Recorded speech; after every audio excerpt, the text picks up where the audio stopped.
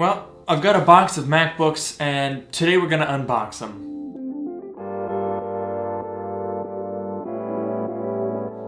So, I don't really have an agenda for today's video. I don't have like a script or anything. We're basically going to unbox these two MacBooks and just hang out and chat.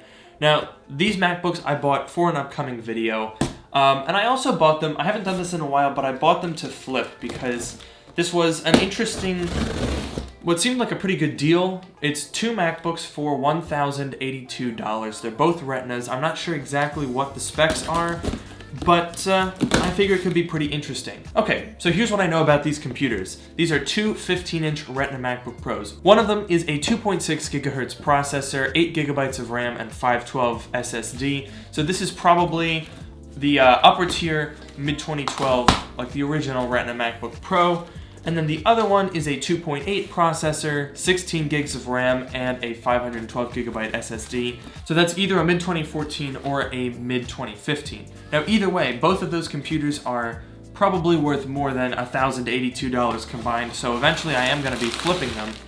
But in the meantime, I hope to use them for a video.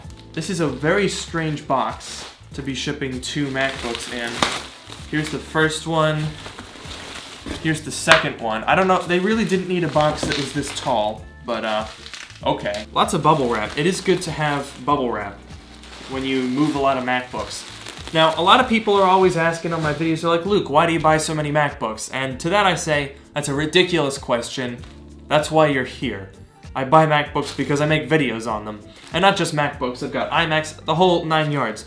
And I basically, a lot of people tend to think that I keep everything that I buy, which is ridiculous. I'd be buried in computers by now. Most of them just kind of cycle through. I'll buy them, use them for a video, use them for a couple of months, and then sell them. The nice thing about used Macs is they don't really depreciate very quickly.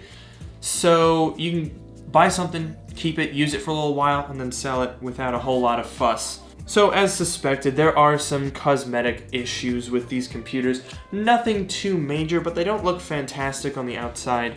They could definitely use a cleaning, so we're gonna do that in a little bit, see if we can get these things looking pretty okay. So let's go ahead, let's start with this guy actually, and let's turn it on. Now I'm not sure if they're gonna be charged. I don't know what the battery cycles are gonna look like. They definitely need to be cleaned though, so we're gonna do that. So this one looks like it has some delamination on the display. A pretty significant amount. Well, the trackpad is clicking, so I assume this is, yeah, so this is the 2.6, 8 gigabytes of RAM, 500 gigabyte SSD. So this is a mid-2012 MacBook Pro. Now that means that the display isn't going to be covered. We'll come back to that in a second. Let's switch over to this computer. This one does look to be in better condition. I mean, it makes sense because it's newer. It's probably 2 or 3 years newer. Yep, okay, let's click on the About This Mac. Oh! That's a Force Touch trackpad. So, 1082, yeah, this one has the AMD R9 M370X graphics. So this is pretty much the max spec loaded 2015. The only thing, you could put a bigger SSD, but it's got the maximum processor, graphics, RAM. So that's pretty nice. This is definitely the more valuable of the two. It's been a little while since I've had a mid-2015 15-inch. I had one about 2 years ago, temporarily, for a couple of months.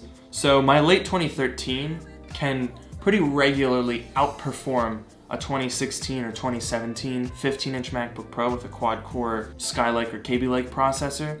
So I would imagine that this is going to do pretty well. Okay, so 16,407. That's definitely the highest score that I've seen on any of the pre-2018 MacBook Pros. Now granted, the existing base model MacBook Pro will outperform this pretty noticeably in the sort of high 17,000, whereas we're running in the mid 16,000. So that is definitely interesting that in just 4 short years we went from the absolute maximum spec being beaten by the absolute minimum spec. That is fairly interesting. This computer would have been over $3,000 when it was new, and you can beat it now with a $1,300 base model. So that just goes to show that processors have at least made some advancements. Thank you AMD, thank you Ryzen for pushing Intel in that regard. A lot of CPU competition is always a good thing.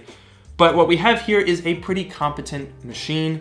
And sure, I said that you could outperform this thing with the 2019 base model MacBook Pro.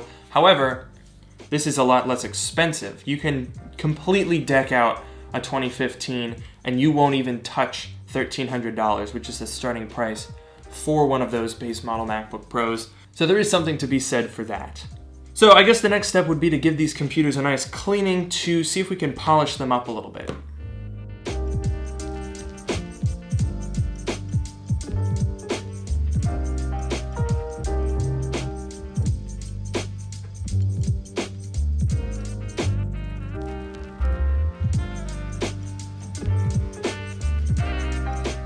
Right, so now that I've got both of these computers cleaned up, let's talk a little bit about the deal that I got here. Now, one of the things that I think is really interesting about this circumstance and this auction was that this is not at all a one-time thing. The seller that I bought it from had a bunch of other listings, auction-style bulk listings with 2 or 3 MacBooks in each listing.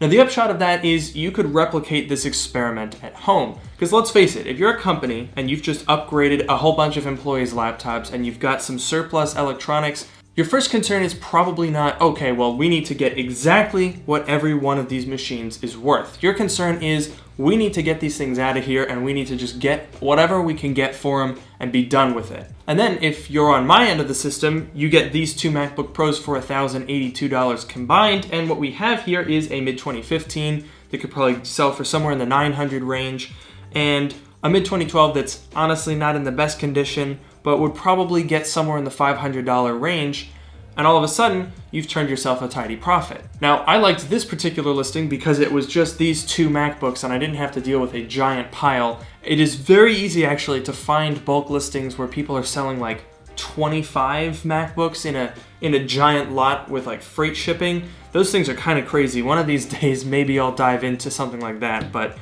I doubt it. If I were to do that, I'd literally turn into an eBay MacBook reseller. I make a lot of videos about how those guys are scumbags anyway. Now, there's also the aspect where this is an interesting way to get a good deal on a MacBook. So let's say of these 2 computers, I was really only interested in a mid-2015 with the top specifications. Now, this is an expensive computer. These things go for $1,000 or so. But if I throw this one in it, get them both for $1,000, then I sell this one for $500, all of a sudden, I've got myself a maxed out mid-2015 Retina MacBook Pro for $500. So the long and the short of it is, bulk listings are a really interesting way to make some money or get yourself a really good deal. So I would definitely advise shopping for those if you're planning on purchasing a MacBook or you want to make a quick buck. As for these guys, you'll see them in a video coming up very soon. So as usual, don't forget to like, comment, and subscribe. Please consider following me on Twitter @LukeMiani, and don't forget to join my subreddit if you have the chance. And with that, I'll see you all in the next video.